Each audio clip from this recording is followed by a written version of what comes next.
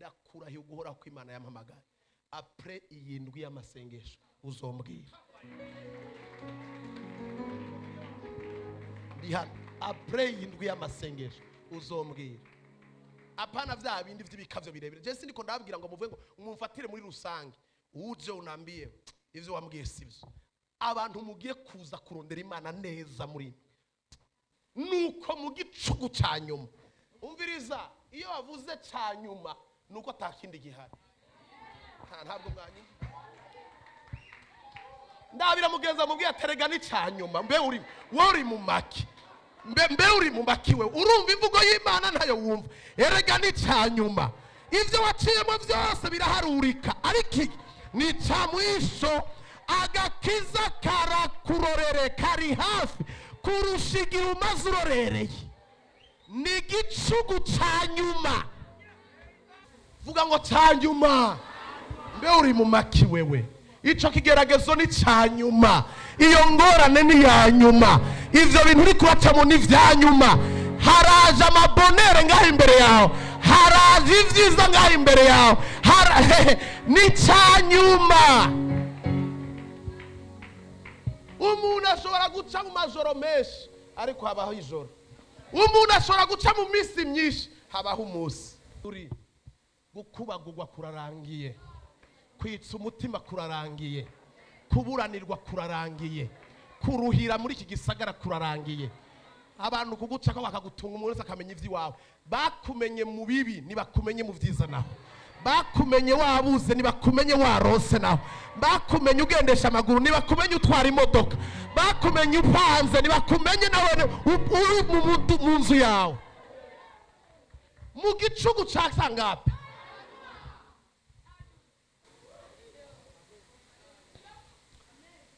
igicugu cya nyuma mu bisanzwe tubizanye muri uyu munsi ni saa 10 z'igitondo n'umuteramya agira kane wabukeye na mugenzi wamubwira ati bume kuca mwambi mubwire bume kuca bwakeye ijoro rirarangiye nubwo ryabaye rirerire ariko ijoro rirarangiye tugiye mu gicugu cya nyuma sasa rero mu gicugu urashobora kubona umuntu ariko ntumubona neza uri no gutwiyumva ico ndiko ndavuga igicugu barahwihwisha barashobora kwikanga ngo agomba kugenda nkawe barashobora kwikanga ngo mbege kujya muhuza isa na kanaka ni igicugu abantu barakubona ariko ntibagusobanukirwa neza sikiliza vizuri panapofika asubuhi saa 1 jua likiwaka bana kiretse umuntu yigirishije kiretse umuntu babandi bakaidi abandi bafise imitima ikomana bavuga ati icera bakacita ikirabura burya nubwo acita ikirabura bayabonye ko ari cera sasa a partir ya 26 ndakurahiye guhoraho ko Imana yampamagaye abantu barakubona neza ntabwo wanyumvise abantu barakubona neza ni amini neno la Mungu izera Imana ndugisa kukubwira ibintu abantu barakubona neza kubera ikirero iyi ndwi ni ikirero munyumviriza iyi ndwi ni ikirero iyi ndwi y'amasengesho Imana imeze nk'idutwaye ahantu uri kurabyumva idutwaye mu nzira yo kujabuka ikiyaga gitukura izi 7 jours ni 7 jours two kujabuka hamani na 7 jours zo kurunguruka ikibazo reka mbisigure prophétiquement kambisigure neza mu gicugu cyanyuma uhoracishiriza ari mu nkingi y'umuriro n'igicu arunguruka ingabo z'Abisirayeli twasomye ngehehe ingabo ziki donc twebwe adushize ku ruhande gato kugira ngo arunguruke ingorane zawe izi 7 jours ndashaka mu vyumve mu ijwi ry'ubuvugishwa mu ryumviriza izi 7 jours nahawe jewe simpa gupanga mwari muherutse amasengesho mwewe nuko naguye nuko tutasenga ya masengesho arakomeye twebwe dushize ku ruhande twe twisengera Imana hama yo yirunguruke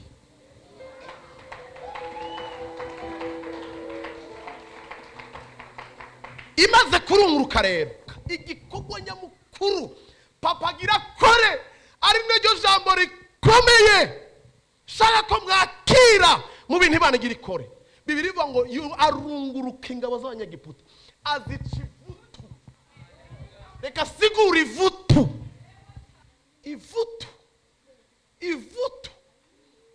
Wumvise yarazishe yaziciye ivutu. Kuguca ivutu ni nko kugira umwempwisa. Umuntu yari afise pouvoir, umuntu yari agufise kw'inkomezi, ikintu cyari kigufise kw'inkomezi, Imana ikakinyaga zijya nkomezi. Iryo ni ryo risobanura gucibwa ivutu. Ibibazo byawe uzobibona mugabo umenye ko tankomezi bigifise. Umwasi wawe ugiye kumucako ariko atagifise za nkomezi yarasanzwe afise. Uwaguhagaze hejuru ntusubire kumutinya. Iyi ndwi agira bice ifutu. Azirungurutse yaziciye ivutu. Kumaliza nguvu chenye kilikuwa kinakuwekelea iko nguvu zake. Imana guca intege ivyavuga ngo ngaha ntarengana, ivyavuga ngo hano hantu ntazohateba, akabimara inkomezi. Kumara inkomezi rero kw'Imana rimwe hari gavyirukana cyangwa akabimanura akabikura kamapete. Hari ibintu Imana iciye ivutu. Ndabarahiye ngabo z'abanyegiputa. Egiputa, iyo tuvuze Egiputa tuvuze ishusho y'umurwanisi, tuvuze Satani, tuvuze umwansi w'amasezerano, tuvuze umwansi adashaka yuko umuntu ava mu buja. Tuvuze Egiputa tuvuze esprit y'ubuja ya esclavage. Umuntu igihe cyose yamakene kukudomina. Impemu ya Egiputa ni impemu yo kwama uwo yicaye ku muntu, umuntu gumumubona ataco yimariye. Iyo ni impemu ya Egiputa. Ntave ngaha ntibagende nibaze abandanye bafyatura.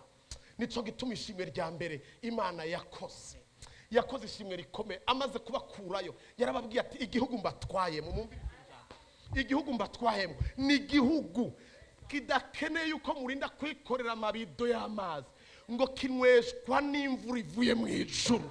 Ni kuvuga ngo ibintu vyama iruhutse. Ramugenza mubwiye ati iruhutse. Imana iragukuye mu buretwa. Abumva ijwi rya Mpwemu Yera bamaze kuvyumva. Iruhutse. Imana igukuye kuba muntu yaguhahaza. Umuntu aguhahaza, umuntu aguhinica ntikize, mugabo uri kuramwinjiriza amamiliyoni n'amamiliyoni. Uonye ni Farao muri Egiputa. Izo ndiko ndavuga ntabwo ndiko ndavuga. Ni wewe servo ya entreprise yiwe. Wewe wagumaza gutora gusa. Aguma baza situation bancaire. Wowe ugakora nk'imoteri, watamuhira ugatatana ibisugutu shiri y'abana. Agatonda na V8 wewe waje ni taxi. Akaza saa 5 wewe wagezeyo 5 di mata. Ubwo buretwa Imana ibugukuyemo ntiyo bikoze ikintu ciza. Ubu nawe mbe ndababaze, mbe murabizi ko gukoresha navyo nebiryoha. Wewe ntiwokoresha none uriko muvumo ku buryo utokoresha abandi wewe. Okay, tureke basi gukoresha basigo n'urugezo ruri hejuru. Ubu wewe ntiwokora ivyo wawe. Ubu ntibiryoshe kugara ukiyugururira. Ntabwo biryoshe. Okay, emeranya nanje rero. Emeranya nanje. Kandi gani mbwihende muze murivugisha amajambo y'abadayimoni bababeshi ngo je ngo nizeye ivyo uri kuravuga ngo ariko sinizeye wewe. Ukuri utanyizeye. Utizeye je ivyo mvuga ntabwo bikukorera. Izere jewe nije ndayiserukira. Nije mfise urufunguruzo. Mwizere Imana kugira ngo mugire gute? Mushikame. Kwizera Imana murashikamishwa ariko ntimutsinda. Kwizera jewe niho mutsinda. Warikoreye publicité none ngire gute mbabwiye ukuri. Mwizere umusavyi wanje kugira ngo mubone gutsinda. Ntimushobora gutsinda mutizeye jewe. Ibijanye na victoire ni twebwe. Ibijanye no gushikama mu Mana ni Imana. Karagabuye bwira mugeza ati karagabuye.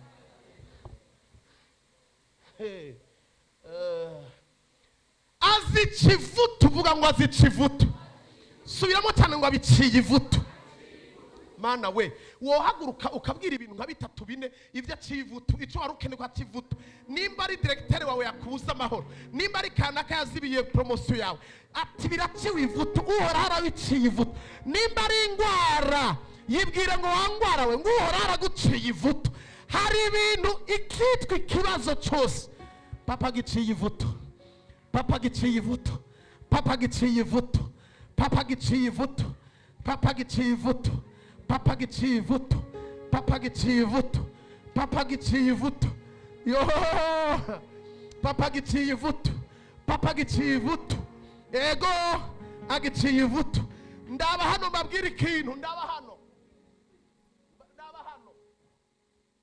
mbe urazi ko Imana ishobora guca ivutu ikibazo cyawe ugasanga ico kibazo Imana iracakene ko kikubera umugisha muga kubera kiri ku murindi ukomeye wo kuguhahaza aha gikivutu kugira ngo kibe gishobora kukorohera hari ibintu atagiye gukuraho mugabo abihuze nawe nta muntu yanyumvise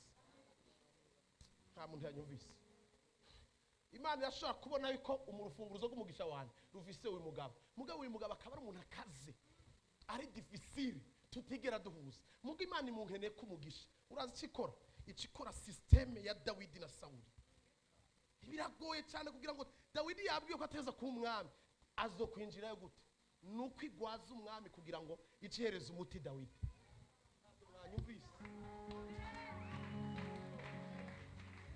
ntabwo muri ko muranyumva ico ndiko ndavuga muri ko muranyumva neza nta yindi systeme Imana ikoresha irafise uburyo ikivuta umuntu yari kangangare kugira muhuze Imana ntiyari ikeneye kwica Sauli nubwo yari ishoboye kumwica yavuga ati ntashobora gupfa kuko apfuye Dawidi aba mwishamba aba ahantu ruguru ntaramenya ivy'ibwami ifuko ndamuca ivutu Sauli bakundane hama Dawidi ndamuhe kuraba ingene umwami atwara hari umuntu rero afise entreprise usanga akazi Imana ikamuca ivutu kugira ngo uburagumye harya umetrize uce maîtrise nta muntu yanyumvise ba uce maîtrise umenye ngo boss yitwara gutya boss agira gutya yamara kurangiza gukoresha ico kizamini Imana ati havere kuri iyo ntebe nawe ne yicaye hari abantu ngaha ngira ndabibabwira hari abantu ngaha ngira mbabwiza ukuri wewe mu mutima wawe wibwira ngo uri umukozi mugabo ijuru rizi yuko uri rusi mu murima wa Boazi Rusigiye yari karahumba agabagara toragura ivy'inyuma ntiyarabizi kuyonya ari wenye n'uwo murimo ni question y'umwanya hari ibintu civuto kugira ngo wewe utegurwe mbabwije ukuri hari n'ibindi rero civuto ikuraho kubera bobo bafise umutima wa shetani igakuraho akabona ko ari obstacle ikomeye hakabaho rero n'ugucivuto ikica ingabo ariko ikabuza Farao kwinjira mu mazi kugira ngo agende gushinga intara hari n'abandi reka kugira ngo abari batemanya babone neza y'Imana abaguhahaje cyane Farao ntigeze hari indirimbo mukwiye gufuta kuza ntimuze muzirimba ngo Farao ngo n'ingabo ziwe ngo Imana ngo yabataye mu mazi Farao ntiyararimo muze muri compose ibintu musome neza Bibiliya ntiyararimo Farao niwe yasubiye inyuma kugenda kuvuga Imana ya Isirayeli mu Baroma havuga ngo icyatumye ndakurema wewe Farao kwari kugira ngo ndakwiheshereze kwicubahiro ivuto vuga ngo ivuto raba rero munsi rero 25 umviriza mpeze tutahe atuma amaguru dumu y'imikogote yabo igira gute afata maze umviriza ntiyaba ikikwega neza wabyumvise mwumvise ivuto yari ivuto iri kuvuga ngo ikintu cyari ku murindi munini gitangura kwavura kugira ngo we wiruke neza erega hari abantu ngaha Imana itabigenje gutyo tupfa wirutse hari abantu bigize bangangari ku nzira ngo we nawe ntuhashike nawe ntiwishikireyo aba ari jewe nama ndakurungurukira aba ariyo je ndakugirayo kubera ikungirayo ntiyabigikwega gute neza aha rero ngira ndahasigure gatoya hari abantu kandi ndabivuze kandi muzobibona hari abantu Imana ifasha ibombo bari bafise iraritobora Imana izimenye ibitera amanyama abantu hari abantu bari bafise amanyama kubera ibombo yayo ipakiye amazi, hari abantu itoboye. Bumve kuruhisha abandi ingene bimeze, bumve kuguma barya bonyine abandi batari ko barya ingene bimeze. Ibi ndabibabwiye murashobora kutabitahura uyu munsi, muga ndavuze hari abantu itoboye gutyo kugira ngo ntibisubire kwikwega neza, wewe witangure kwikwega neza.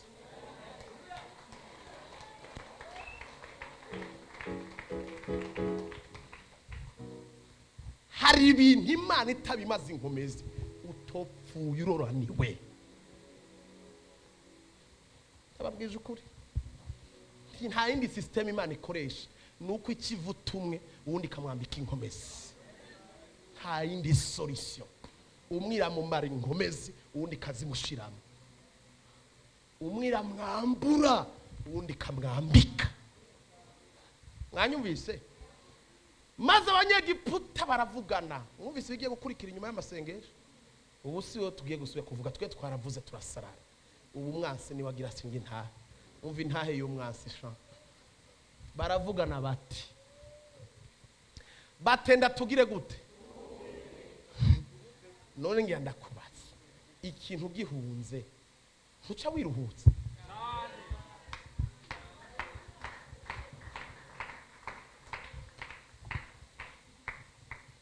Mure kunduhisha muri ko muranyu.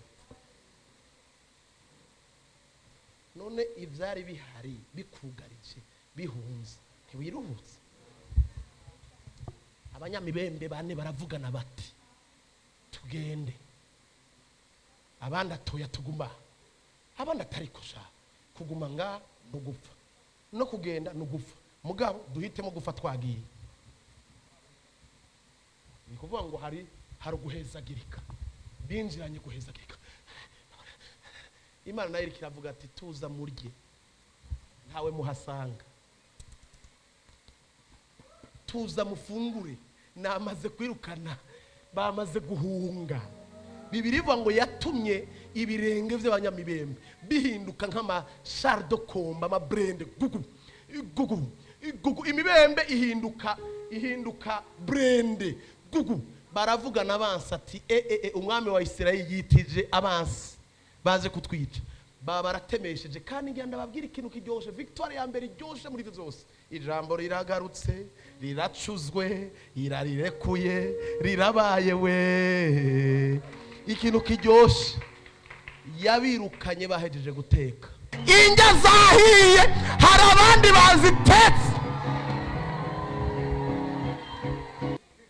Yarababwiye ati nimuteke. Okay, batenda duhunge tureke. Abisirayeli tureke, shiraho izina ryawe. Enda duhunge tureke kanaka. Wovuze ariko nibakureke. Okay, mvuze iryoroheje, nibakuveko. Ntabwo mwayo, nibakuveko. Aho bakugendane nibakuveko. Bagukome, bagukomanziki.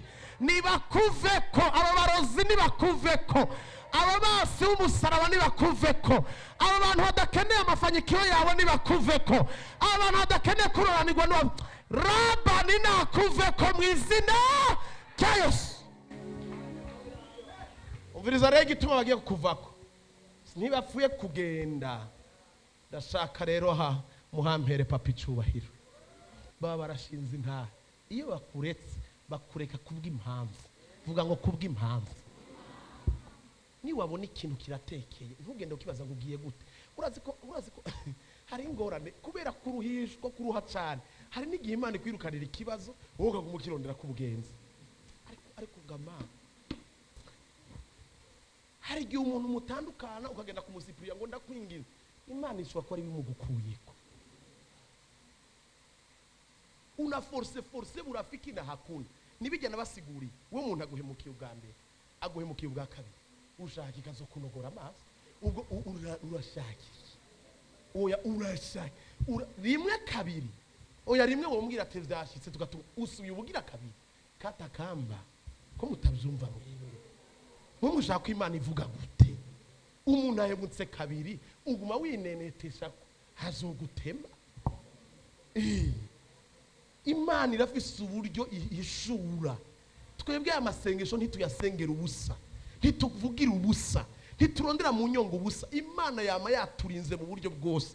Ntugende kuvuga ngo nukuri ngo je ngo ntavyo no kwemera ngo urya n'umuntu urya niki n'umuntu ngo yonge ngo iyo confiance mwebashe oya ni murorere mwe mutumva ni murorere rorero uzokwemezwa ngo urumva ngo ngo je ngo ndamuzi iyazi ko ari kararondera inyenyeri yawe ari degiza bishoboka nta muntu yanyumvise iyazi ko ari ikintu ari kuri target ubu unyereka babwire kuraba umuntu wese umuntu ashaka kubona ko inyenyeri y'umugisha uraza abantu basigagenda mu nzu z'abapfumu urabizi n'abana bo mu ishengero hari n'abambara ibiheko uri ngaho ufise akayerizi ufise ubushanga ufise ibintu baguhaye uri mu nzu ariko wamugenda kuraba umupfumu ngo nkundike cugenda rero n'uwo muntu inyenyeri arayatsa kurusha cyangwa arayizimya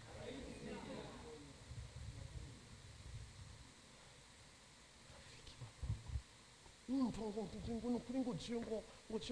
ndamubona n'umwana mwiza ufite ubwana bwiza muze mubirika muze muravuga ati ndamubona ari umwana w'Imana ibyo ubwana bwiza mubirike ubwana bwiza n'amabanga abana beza nibo bagoye urumva mate baravugana bati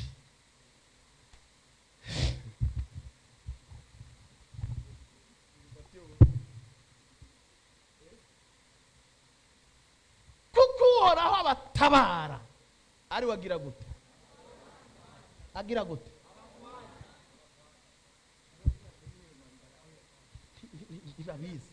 ntibari bazi igihe cyose cyabijya bitangaza ibintu byose ntibamenye ikiriko kiraba inzoka imira izindi ikiyaga gihinduka amaraso barawaruka hari igihe umwasa nana kandi ari karabona kugira neza ku Imana ikagera hane kavuga ati oya mu bitangaza hari igitangaza kigira Indwi Imana yacishije mu ikora ikintu kirenze baravugana abapfumu n'abarozi n'abakonekone baravugana ati enda tubireke kuko ibi vyovyo n'ukuboko kuhoraho n'urutoke rw'Imana mugi nyuma y'imisi ngahe baba baravyibagiwe aha rero niho bagiye kuri mu gicugu cyanyuma abantu barasobanukirwa umwasa aramenya eregiye bibaye ivyanyuma umuntu acanyumva ibi birakomeye enda tuhunge tureke abisirayeli tureke gravity tureke Clarisse tureke igete reka tumuveko kuko uhoraho abatabara ari we aturwanya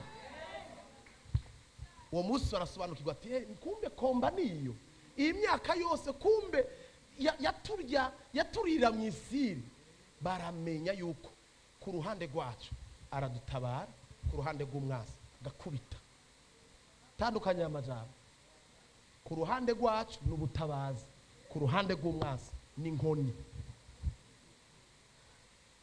n'ivyo rero bigira bibi nivyanka mu maboko papa gira bishire mu migere ariko uroranirwe tu umererwe neza